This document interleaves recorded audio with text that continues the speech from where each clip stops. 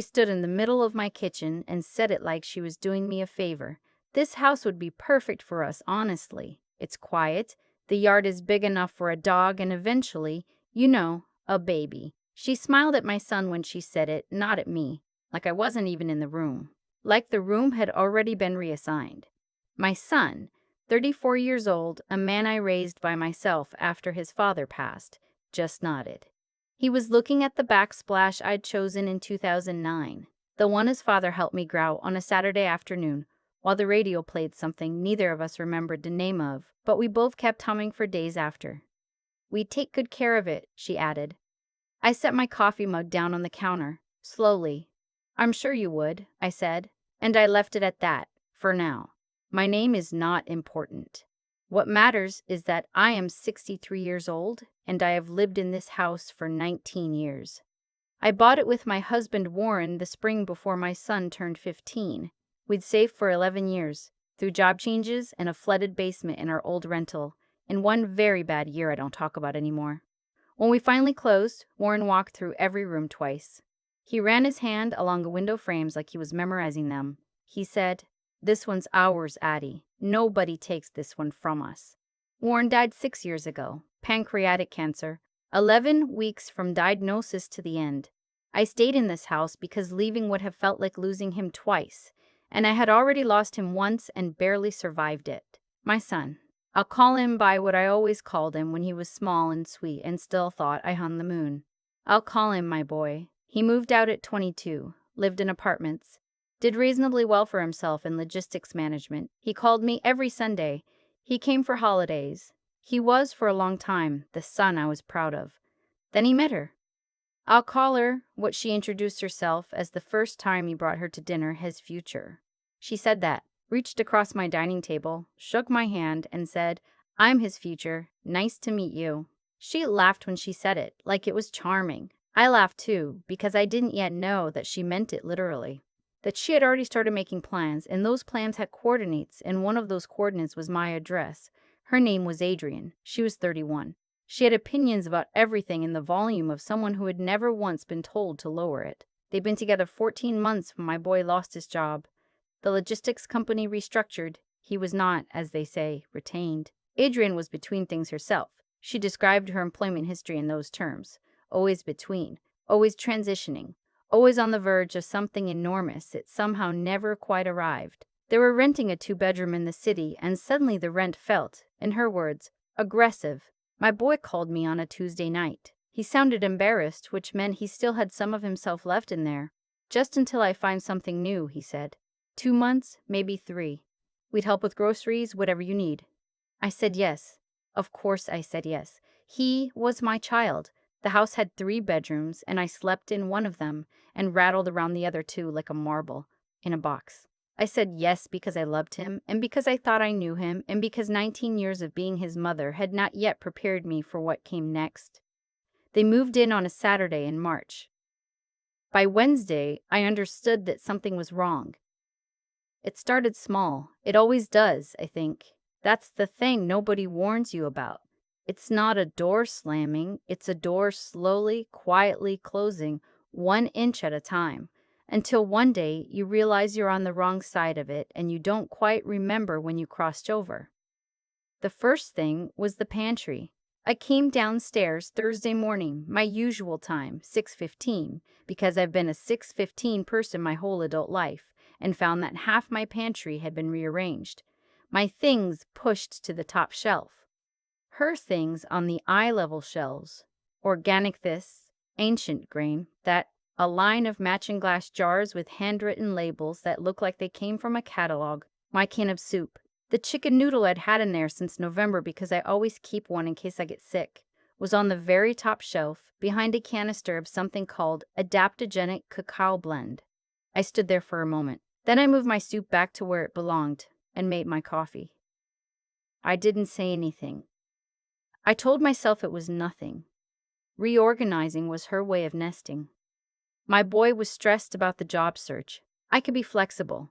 The second thing was the living room. I came home from my Thursday afternoon book club, I've been in the same book club for 11 years. We meet at the library, we read things that challenge us, and then we argue about them over coffee. It is one of the great pleasures of my week, and found that my armchair had been moved.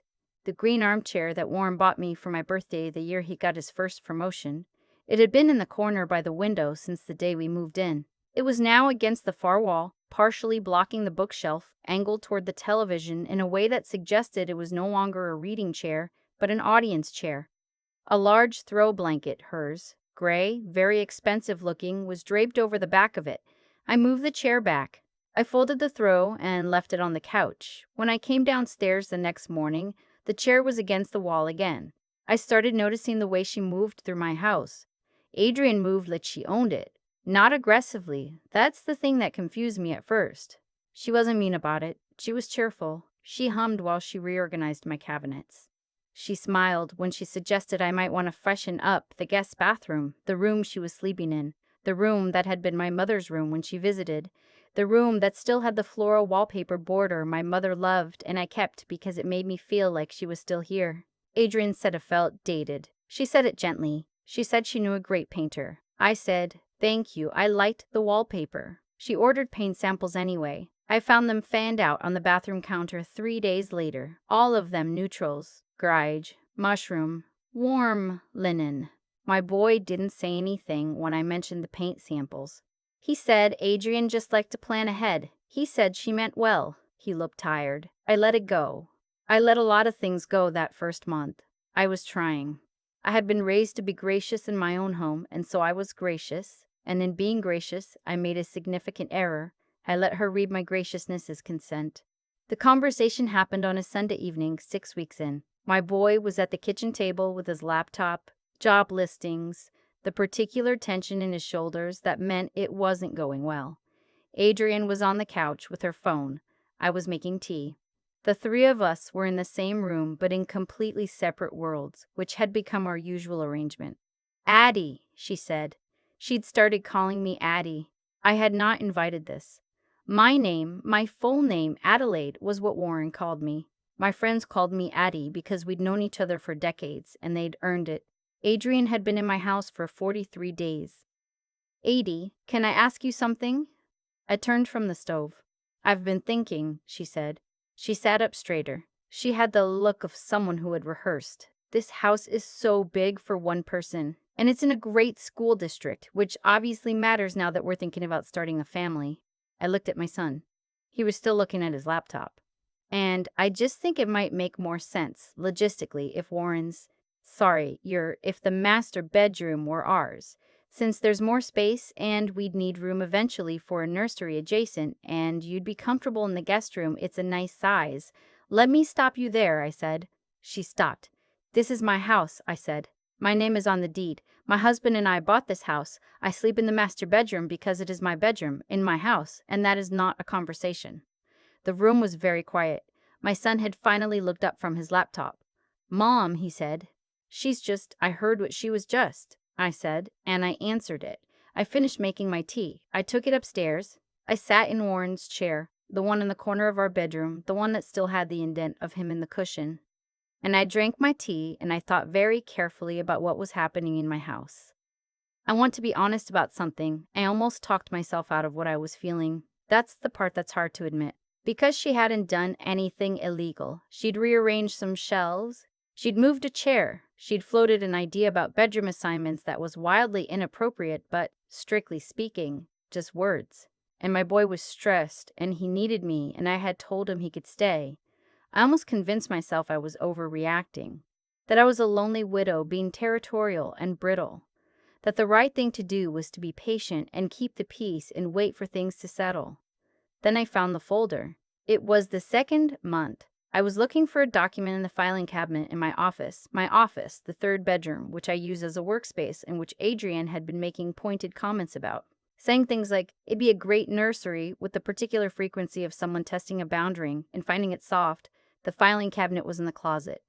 On top of the filing cabinet was a cardboard box I didn't recognize. I opened it. Inside were printouts. Real estate listings, not for rentals, for homes for sale, priced beyond what my son and Adrian could afford on their current non-incomes, which told me someone was expecting additional funds from somewhere. There were also two pieces of paper folded together. The top one was a printout from a legal website, something about adding a spouse or a family member to a property deed. The second was a handwritten list of questions. In Adrian's handwriting. What does it cost to add a name? Was the first question. Can it be done without the owner's consent if they are a dependent? Was the third. I stood in my office for a long time. Then I went downstairs, made dinner, and did not say a single word about what I'd found. There are two kinds of strength I have learned. There are the loud kind, raised voices and slammed doors and declarations. I've seen that kind. It feels satisfying for about 4 minutes, and then it just makes everything harder. And then there's the quiet kind. The kind that looks like patience from the outside.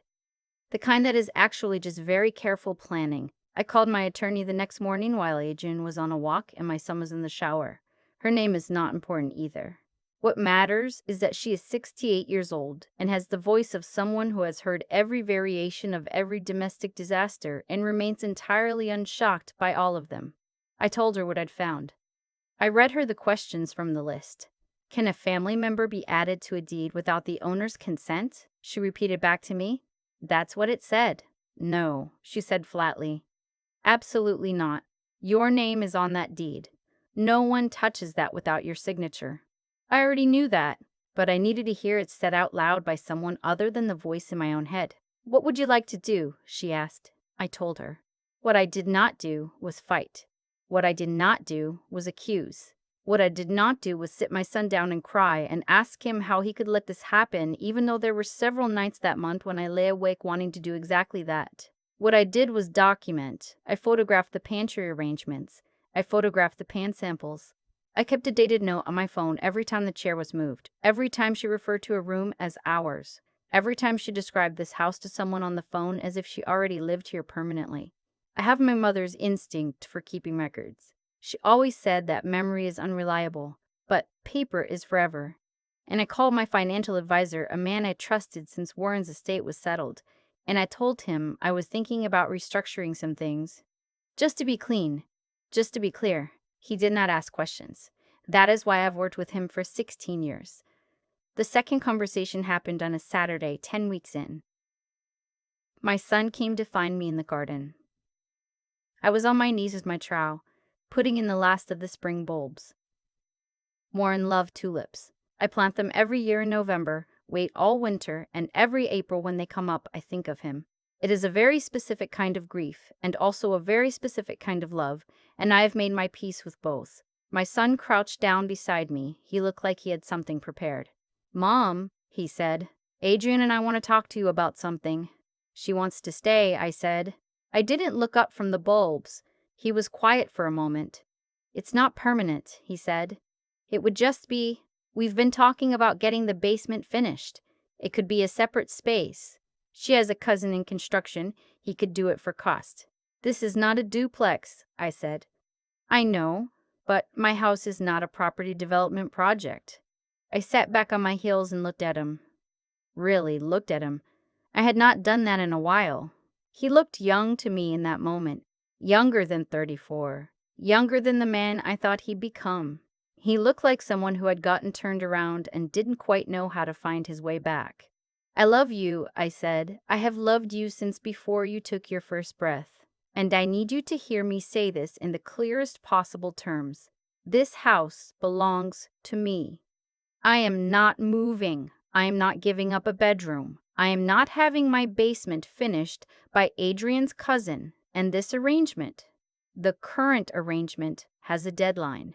He stared at me. How long? He said. 60 days, I said. I should have said it at the start. That's on me. But I'm saying it now. 60 days. It got worse before it got better. Adrian stopped being cheerful. The hum went out of her. She became cooler, more deliberate, moving through the house like someone making a point. She stopped joining me for coffee in the mornings, which, honestly, I had never invited, but still. She started making phone calls in the kitchen at a volume she knew I could hear from the living room, talking to people I didn't know about the situation and his mother, and it's just so hostile. My son started coming home later. He'd found part-time work, which was something, but he also seemed to be choosing absence as a coping mechanism. 3 things happened in those 60 days that I want to tell you about. The first, Adrian's mother called me. This surprised me. I hadn't known her mother had my number. She introduced herself politely and then told me, with some delicacy, that Adrian was very sensitive and that she hoped I would make room for her daughter. I told her I had made room, and that the room had been very generous, and that room has a lease, even informal ones, and the lease was ending. There was a long pause. Then her mother said, "I see," and we said goodbye. The second, I found that Adrian had given my address on a mail forwarding form. I only knew this because a piece of her mail arrived with that notation stamped on it. She had not asked me. She had not mentioned it. She had not mentioned it. She had simply designated my address as permanent. I went online. I submitted a change of address reversal that afternoon. The third, my son came to me 2 weeks before the 60 days were up, and he sat at my kitchen table and he looked at me the way he used to when he was 8 years old and had done something he knew was wrong and needed me to still love him anyway. "I think I made a mistake," he said. Not about the house, not specifically, but we both knew what we were talking about. I put my hand over his. "That's a different conversation," I said, "but we can have it." On the 59th day, I came downstairs to find Adrian sitting at my kitchen table with a legal pad. She was making a list. I could see the heading from the doorway. It said, "House Priorities." I went to my office. I opened the bottom drawer of my filing cabinet. I took out the manila folder that held the deed to this house. My name, only my name, Adelaide Francis Moreau, not a name on that list above, and my husband's name, Warren Thomas Moreau, deceased. And I walked back to the kitchen. I set the folder on the table. She looked at it. "That's the deed," I said. "My name is on it. My late husband's name is on it. Your name is not on it. Your name will never be on it." I picked up her legal pad. I set it on the counter away from her. "There are no house priorities to plan. There's only a moving date. And that date is tomorrow." She stared at me. "You can't just—" "I can," I said. "I own this house, and what I'd like now is for you to go upstairs and start packing." She called my son from the bedroom. I heard the one-sided conversation, the tight voice, the disbelief. He came downstairs 20 minutes later. He looked at me, and I could see him deciding in real time which way to fall. He fell the right way. "I'll call my friend about the couch," he said. "We can be out by noon." They were gone by 11:30. I stood at the kitchen window and watched the car back out of my driveway. The tulip bulbs were already under the soil, waiting for spring. The chair was back in its corner by the window. The pantry was reorganized, my soup returned to eye level. The floral wallpaper border in the guest room was exactly as my mother had chosen it. The house was quiet, not the quiet Adrian had wanted to use. Her quiet, the one she described like a feature of a property listing. Spacious, peaceful, good for a nursery, convenient for her plans. That was a silence she wanted to fill with herself. This was a different quiet. Warren's quiet. The quiet of a house that knows who it belongs to. I will tell you what I did with the guest room. My friend Paulette, I've known her since our children were in elementary school together, runs a program through her church that helps women leaving difficult situations. Sometimes those women need a place to land for a week or two while things get sorted. Sometimes what they need is exactly what I have, a clean room with a decent mattress and a kitchen where someone will make them coffee in the morning without asking them too many questions. I called Paulette the week after my son moved out. The first guest arrived on a Tuesday in late April. She was 39. She had 2 garbage bags and a library book she'd been meaning to return for months. She stood on my porch and looked at me like she was waiting for a catch. "Come in," I said. I held the door open. "The room's yours as long as you need it." She looked like someone who hadn't heard those words in a long time. I know something about that feeling, about having a place that is truly yours and what it means to be sure of it, about how much steadier the ground feels when you know, really know, that you are standing on something that belongs to you. Warren taught me that. This house taught me that, and apparently now it had a little more room to give. I keep coming back to the moment I found that folder. Not with anger anymore. That passed a long time ago. What I come back to is the stillness. Standing in my own office, holding a piece of paper with questions written in someone else's handwriting. about how to take what was mine and choosing deliberately, quietly, not to react the way she would have expected me to. That choice was the whole thing, really. Everything else followed from it. I think about what would have happened if I'd stormed downstairs that afternoon and made it a scene. Raised voices, tears, accusations. She would have had exactly what she needed. A hysterical older woman, difficult, impossible to live with. Instead, I closed the box, put it back, went downstairs, and made dinner. And then I called my attorney in the morning. I documented. I planned. That is not coldness. That is what it looks like when you've lived long enough to understand that how you respond to a betrayal matters just as much as the betrayal itself. Warren used to say that most people reveal themselves completely if you give them enough time and enough rope. He was right. Adrian did not need my help to expose what she was doing. She needed only my patience. And patience, I have learned, is not weakness dressed up nicely. It is a form of clarity. It is knowing what you have, knowing what you're protecting, and refusing to be rushed into a mistake by someone who is counting on your panic. There's something I want to say about my son, because I know that's the part people wonder about. He failed me during those months. There's no softer way to put it. He stood in my kitchen while his girlfriend made plans for my bedroom, and he looked at his laptop. That hurt in a way I don't have clean words for, even now. But I also know that the way I handled what came next, the deed, the 60 days, the clear boundaries stated without cruelty, gave him a path back. If I had raged, I would have made it easier for him to choose her and call it self-defense. Instead, I was calm and I was firm, and I left the door open. He walked back through it. That matters. There's a version of this story where I did nothing, where I told myself I was being gracious and generous and kept shrinking and shrinking until there was nothing left of me in my own home. I understand that version. I understand how you get there.